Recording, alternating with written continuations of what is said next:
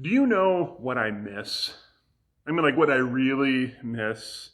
And I'm not saying this because I want to make us nostalgic for the things that have come before that we can't do anymore. It's things from a long time ago, like last year. It feels like forever ago now, but I actually am making a point with all this. Now, it's going to sound like a strange point for someone who is an introvert like myself. Because while I like large gatherings of people, I don't always like them because I don't want to try and find my place inside of those large gatherings, that place where I can go and I can be and I can kind of find my spot in that gathering. And so what I miss are large gatherings of people.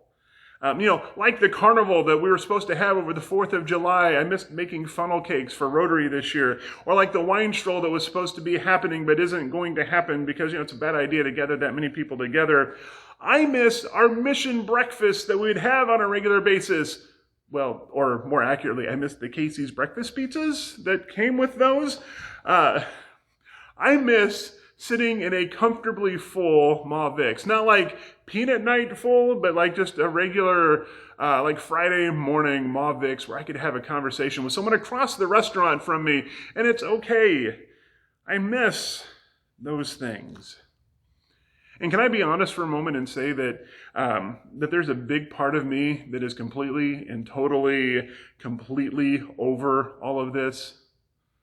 I mean, I just am over all of it. And I am looking forward to the days when I don't go to check how many new cases of COVID-19 Missouri has, and I don't look for the bi-weekly updates from Lynn County saying how many cases are active in our county now. And I'm looking forward to when I can go back to worrying about the normal problems that our schools and our kids face and not this mess. I am looking forward to a lot of things. But maybe the biggest question that I have right now that I've been asking, that I know some of you have been asking me, and I've heard other pastors and colleagues around me have been asking, and that is, what will things look like? When we get through all of this, what will things look like? Or even as a pastor friend of mine said this week, he said, there are the 3 big words that we have to start thinking about that are becoming a part of what we do, and that is post-COVID world. I mean, think about that for a second. Those are 3 very big words, and I don't have an answer for that question. I don't have a solution for what all of that is going to look like. And I'm asking all of this morning because we're finishing up this long series that we've been in on the Jewish return from exile back into their homeland. And we've been tracing their path through the return. And so for a reminder of this situation that we're starting with, we kind of look to see where they were when they first got back, so we can see kind of where we're landing now. And so from Nehemiah chapter 2, verses 17, it says this, 17 to 18 says this. So I said to them, you see the trouble that we're in. Jerusalem is in ruins, and its gates are destroyed by fire. Come, let's rebuild the wall of Jerusalem so that we won't continue to be in disgrace. I told them that my God had taken care of me, and also told them what the king had said to me. When they were returning from their exile with the king of Persia's permission, they were facing a lot of trouble. I mean, that's just what that verse was explaining. They were facing a lot of things. They were facing a lot of rebuilding of the city of Jerusalem, of their homes, and of everything else. And they had their major setbacks, whether it was caused by someone else or whether it was because they managed to put their own foot in their mouth. I mean, that is something that is a hallmark of humanity, is that at some point in time, we are going to put our foot in our mouth. Doesn't matter how flexible we think we are. We're going to do it at some point in time. And so they were dealing with all of that, but they were making it through. They were doing it. They were remembering who they were as God's people. I told them that my God had taken care of me. And God had taken care of them. He took care of them as they were making this journey. But there's a question. There's a question that is underlying kind of this place where they are right now, and that is, what does a post-return from exile world look like?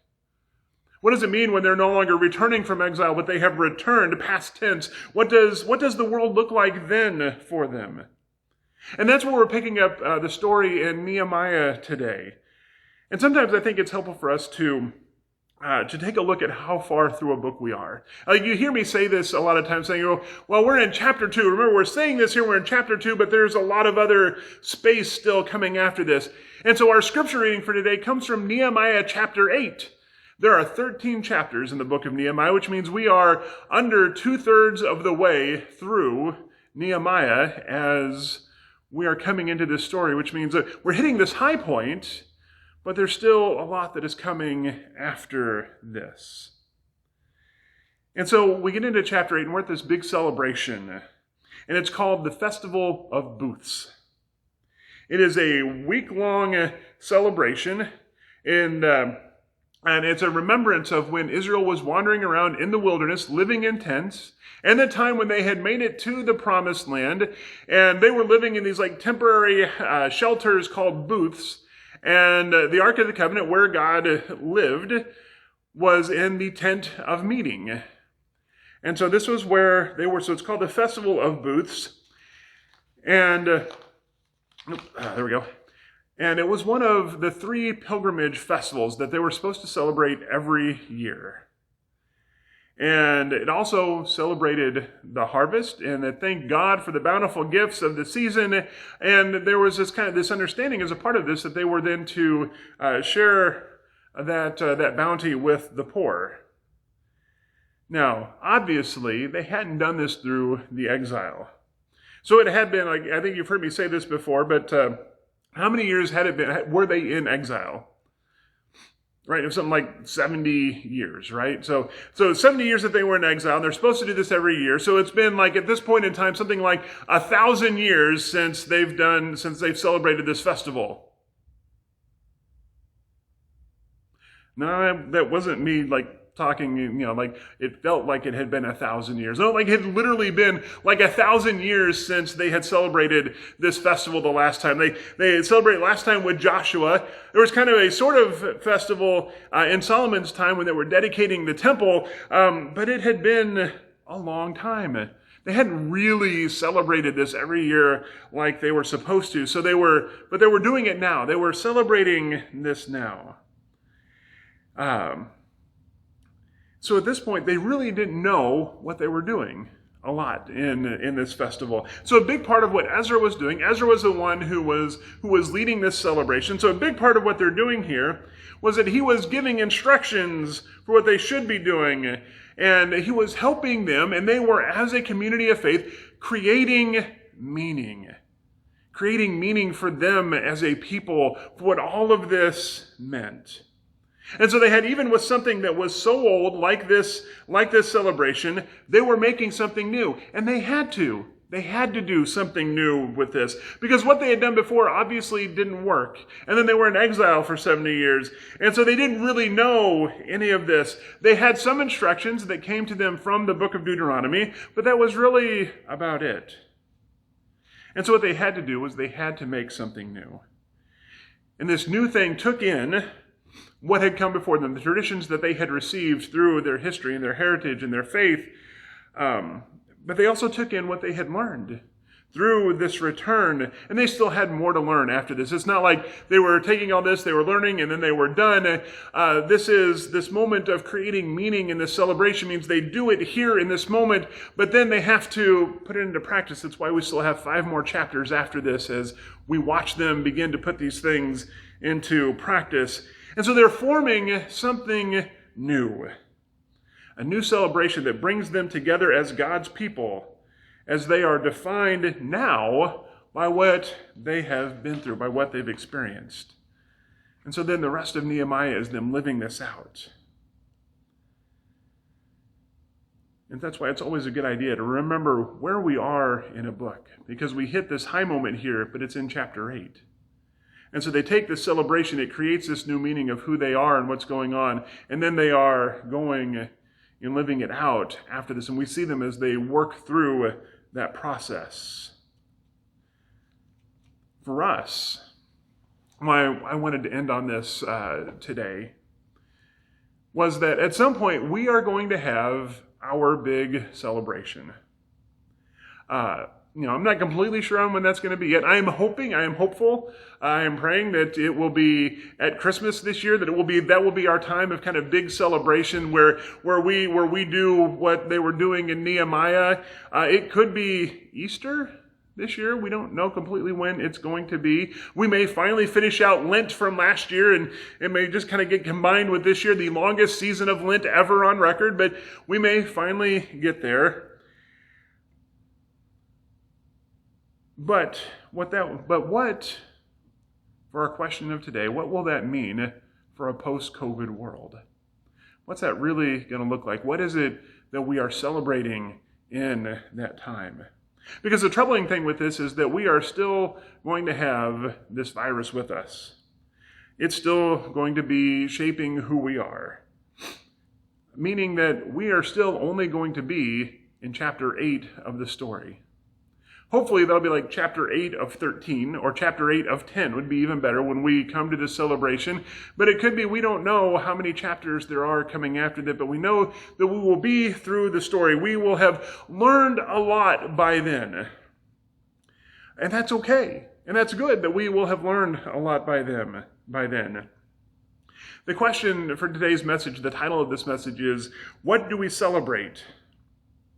And so when that time comes and we have our celebration like they did in Nehemiah, we'll celebrate the traditions that we have received, but those celebrations will take on new meaning for us. Even if it feels like it has been 1,000 years since our last celebration, it won't really be, but it can feel like it has been that long. There will have been a lot of things that have changed. That's why sometimes it feels like it's been such a long time, because so much has changed through all of this. And so in our celebration, we'll be creating new meaning, because we'll be living in a different world than we were before. And that's okay. And that's okay for that to be a thing.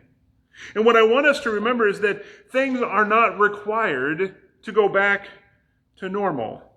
That it is okay for things to change, but it is also okay for us to keep things from the world as it was before. That's the tension we live in, is what do we keep and what changes, and how does this all begin to come together? And so our job right now is to be faithful first, and then through that faith to create meaning for us as a church. And what means the most for us now is going to be different than it has been at any other time in our life, in our history as a church. And that's okay. Because our goal isn't to put everything back to normal, because that's not going to happen. That's not how this works. Our goal is to live in the light of a new world, knowing that we have been saved by grace through Jesus Christ. And that He is the one that says to us every time our world changes and we have to create new meaning because of it, He's the one that tells us and says, that's okay. That's okay, because He goes with us. And so to a world that is filled with people who are worried, who are anxious, who are afraid, and even more than a few of us who are completely and totally over all of it, that is the good news. And that's the good news that we can share with that world that is afraid and anxious and worried and over things. That's the thing that we can share with a world that is trying to make meaning out of all that is going on around us, that needs that structure to make sense of what's happening, that needs that help to make sense of this. We can help provide that meaning. We can help provide that structure. We can help be that bridge from the world as it was before this to the world as it is becoming around us, because we are the ones who have that foundation and that stability and that solidity in Jesus Christ. We can help to form that new meaning, because we have faith in the one who who helps us to make that meaning. So like I said, I don't know when that celebration is going to come, but it will be a time when we gather together to celebrate, to create meaning for who we are now in this world that we're a part of that has changed so much. But most importantly, we know that we're going to be able to do that in Jesus Christ, that God sent into this world to help us do just that, to be there for times just as this, when we are making sense of what's happening, but also to be with us in other times when we don't have to worry about making sense, but we can just celebrate and enjoy being at peace with God. Let us go and share that hope for a world that is in need of that structure, that is in need of that meaning, that is in need of that celebration and that creation of new things that bridges together the old and the new and helps us to find our place. Let us go and share that hope and that message in the name of Jesus Christ. Let us do all of this as we serve him. Amen. I invite you to take a few moments and reflect kind of on where we have been in that, and think about and begin to think for yourself, what does a post-COVID world look like? What are we keeping? What is changing? And how is that going to be a part of the world that is still coming after this? And then when you're ready, I invite you to join in singing our last song for today.